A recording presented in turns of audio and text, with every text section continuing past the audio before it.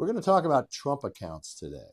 The reason I'm doing this because there was a big Super Bowl ad about it, and it seems like it's timely.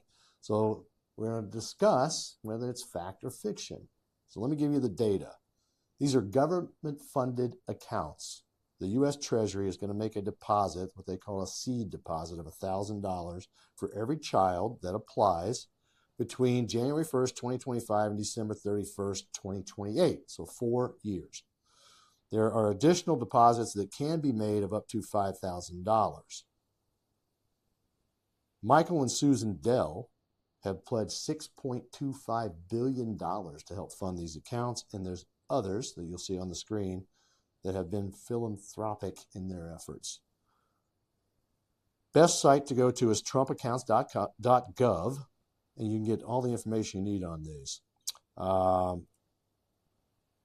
What I'm going to say to you on the fact or fiction is I believe this to be somewhere in the middle. I'm going to call it misleading.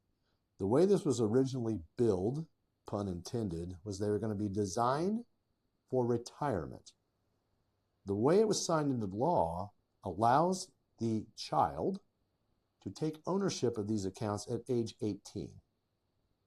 Not exactly the retirement thing that we thought we were getting when we were following this through the congressional process.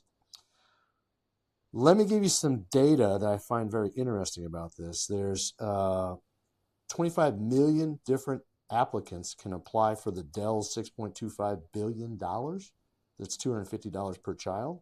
But in 2025, we only had 3.6 million children born in the United States.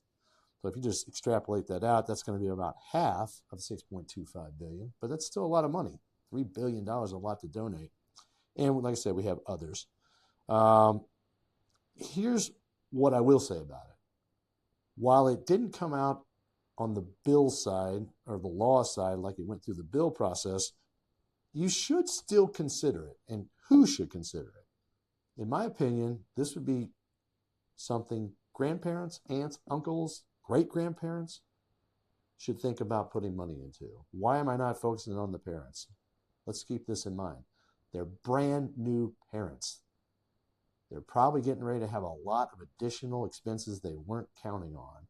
What is the likelihood they have an additional $5,000 a year to chunk into their kids' Trump account? Probably not much. That's why I think the grandparents and those generations of that age should be thinking about it. What are some of the potential issues for this not becoming a great retirement account?